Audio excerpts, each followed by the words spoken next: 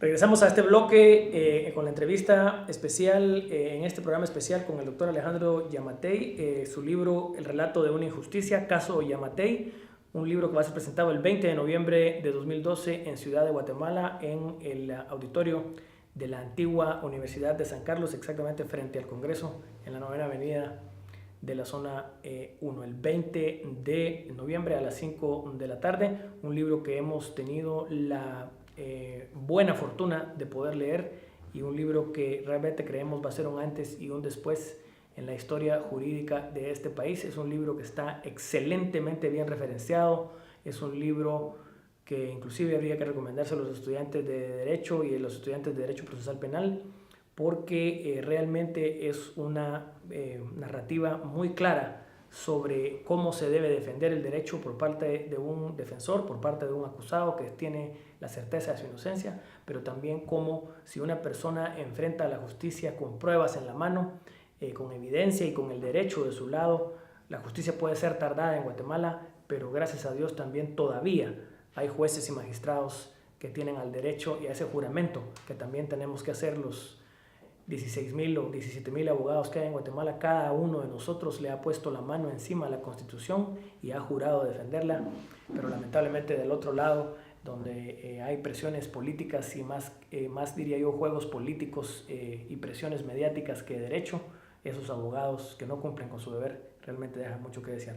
Alejandro, estábamos hablando en este bloque precisamente de lo importante que es que los jueces cumplan con su trabajo. Tú hacías también una referencia al hecho de que es necesario que conozcamos como ciudadanos nuestros derechos y que conozcamos, como en tu caso, porque has sido tal vez de los únicos, tú y García Frech, tal vez de los únicos dos acusados por la CICIG que han logrado derrotarla en su propio campo, que debería ser el campo del derecho, pero que lamentablemente es el campo de la intimidación, de la fabricación de testigos falsos, de la producción de testigos no idóneos, porque presentar a un criminal endurecido de testigo contra un director de presidios, por ejemplo, que entró a romper mafias a presidios, no me parece a mí que ni en este sistema jurídico ni en ningún sistema jurídico del mundo iba a ser un preso, digamos, que se beneficiaba de ese sistema de corrupción adentro del penal que tú dirigiste y que entraste a romper con ese esquema de corrupción, un testigo idóneo, un criminal endurecido. Pero al final yo creo que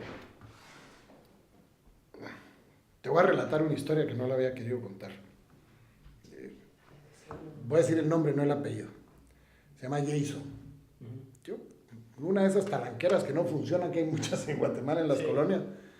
Yo iba con el vidrio abajo de mi carro y no se subía a la talanquera. Y en eso venía un tipo que venía caminando. Yo cuando lo hice me dio cheles. Se me acerca a la ventanilla y me dice, jefe.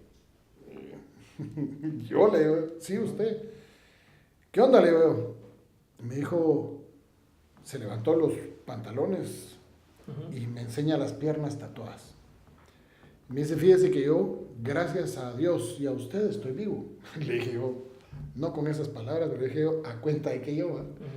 Y entonces me dice, si usted no hubiera hecho lo que, tomado el control de Pavón, yo estaría muerto. Yo estaba en Pavón ese día. Yo era uno de los presos. Fui forzado a ser drogadicto dentro de la cárcel. Tenía que consumir crack, porque si no, de lo contrario, no tenía deudas que pagar. Y había que pagarle al comité.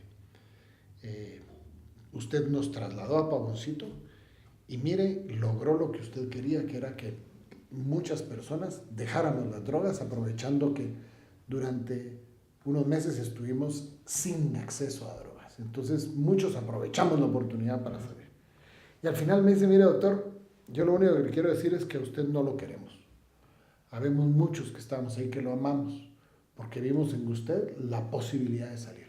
Mírenme, aquí en esta empresa trabajo, hoy soy un hombre con una familia, trabajo, no me vuelvo a torcer, pero si no hubiera sucedido eso, claro, yo estoy seguro que estaría muerto. Al final dice uno, bueno, todo lo que viví, con esas historias, dice uno, pues que bueno, por lo menos sirvió para algo. La terrible tragedia es que hoy por hoy eso está peor que antes. Entonces dice uno, eso sí duele, porque arriesga uno el pellejo, para uno en la cárcel, pero después los que siguen vienen y se acomodan a un sistema putrefacto, corrupto, donde es más fácil ser permisivo que ser alguien estricto que quiera cumplir con el deber. Y eso sí causa hasta cierto punto mucha frustración. Pero son de la debilidad de las instituciones del Estado. En el caso del magistrado Gabriel Medrano Valenzuela, sí, yo me alegro que lo hayan nombrado presidente de la Corte Suprema de Justicia. Él, como lo relato en el libro, de chiripa llega a estar en la audiencia de casación. Por el ofrecimiento tan noble que te hizo Barrientos Pellecer, sí, por teléfono. Sí. Por teléfono, que vale la pena leerlo también. Y él, en un voto en contra, razonado de los otros 3 miembros del Tribunal de Casación, les da en 5 hojas de lado y lado una cátedra de derecho en el que él demuestra por qué no está de acuerdo. Nosotros impugnamos eso en la Corte de Constitucionalidad y ganamos. Y fue ese voto razonado de Gabriel Medrano Valenzuela, yo diría, el mejor argumento que tuvo la Corte de Constitucionalidad para demostrar las ilegalidades, las presiones que se estaban ejerciendo por Barrientos, que si bien se había excusado, seguía manipulando, tratando de manipular cual titiritero a sus títeres para que pudieran condenarme a mí, porque Barrientos tenía miedo de que esto fuera a salir a luz pública. Yo sé que aquí hay un trabajo que hacer de aquí en adelante. Tendrán que haber denuncias, tendrán que haber antejuicios, tenemos que generar contra un juez de paz que estuvo ese día ahí y que después le da amnesia de lo que hizo, que secuestraron todos los papeles, que los escondieron, y si nosotros no hubiéramos tenido una copia de esas exhibiciones personales que hicieron ese día, yo estaría en la cárcel. Inclusive lo que relatas tú de un jefe de seguridad del presidio, de un fusil AK-47 que prácticamente se pierde, ¿no? Que se pierde, es recuperado, se lo quitan dentro de la cárcel después de haber disparado, y la CSI se sigue preguntando quién disparó y qué fusil fue. Yo en el libro les pongo hasta el número del fusil para que si tienen dudas vayan y le hagan las pruebas balísticas y van a encontrar que esos cascabillos fueron disparados por un fusil que no debió haber estado ahí, porque la orden era: nadie de presidios entra armado. Todo el mundo deja las armas afuera, se requisaron todas las armas. Día de la operación sí, porque la función de presidios era entrar con el Ministerio Público a la requisa. El plan, que fue hecho por ese personaje en gran parte, decía que la toma estaba en manos de la policía y el ejército, la requisa estaba en manos de presidios y el Ministerio Público. Y el control del operativo era un control compartido en donde presidios tenía lógicamente una gran responsabilidad.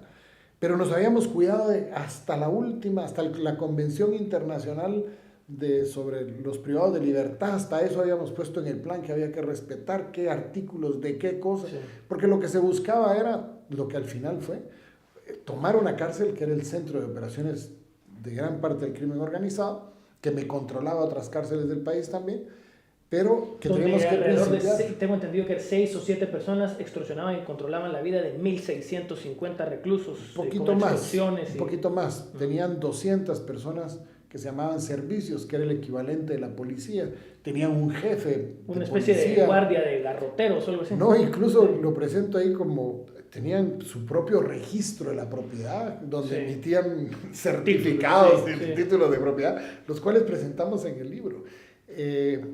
La verdad es que yo espero que con este libro, pues los guatemaltecos tengamos hoy una evidencia escrita de una historia que no debe repetirse, de una historia que, si bien es cierto, es dolorosa para los que la hemos vivido, es dolorosa para los que están ahí adentro, que la están viviendo todavía, pero va a ser más dolorosa aún para aquellos que vienen atrás, que van a ser acusados con pruebas espurias, que van a ser acusados porque simple y sencillamente sea un periodista que diga: no, yo no estoy de acuerdo con la CICIG, y entonces le monten un tango con tal de eliminarlo, de ya no el asesinato físico, sino el asesinato social. Yo quiero hacer un llamado de reflexión a los guatemaltecos.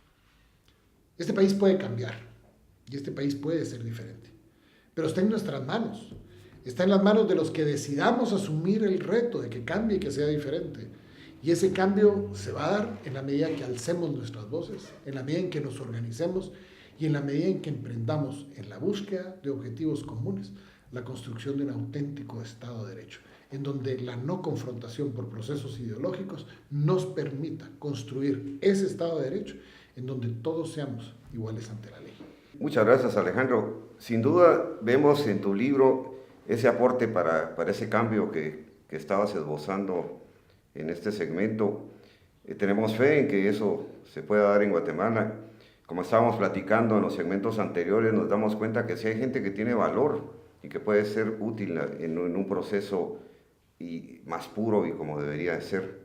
Toda esta gente todas esas vivencias que tú tuviste en el sistema penitenciario y que se tienen ahora a nivel judicial, son cosas que van a aportar para un futuro mejor, estamos seguros.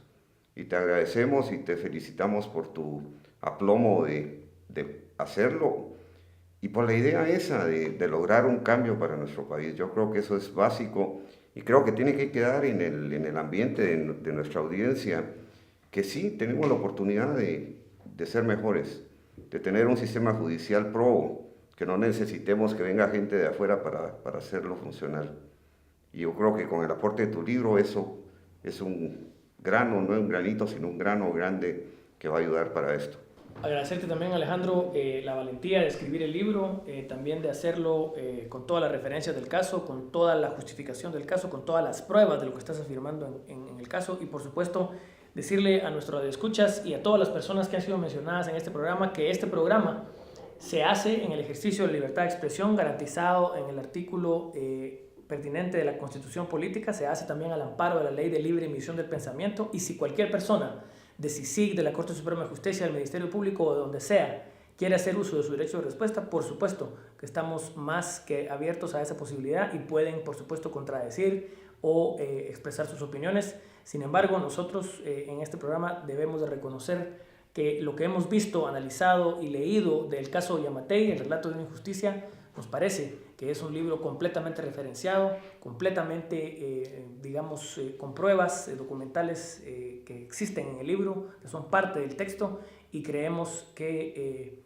va a ser verdaderamente una herramienta para darnos cuenta de la catástrofe jurídica que nos hemos creado a nosotros mismos al tratar de hacer que un ente extranjero cumpla la responsabilidad nacional que tenemos, que es construir un Estado de Derecho. Como muy bien decías, Gustavo, y también tú, Alejandro, si no ponemos orden en nuestra propia casa, si no tenemos la valentía como cuerpo político y como república de luchar por nuestro Estado de Derecho, no hay poder humano en este mundo que nos vaya a venir a solucionar el problema de la ilegalidad y el problema de la impunidad en Guatemala. Somos los guatemaltecos los que nos tenemos que dar a nosotros mismos un sistema de justicia neutral, imparcial, que no le haga bando a ninguna de las facciones de la guerra, que no le haga bando a ninguna de las facciones de poder, sino que sea una entidad de justicia independiente. Eso no existe hoy y lamentablemente no existe por esa ilegalidad inconstitucional que se llama CICIG, entre otros muchos actores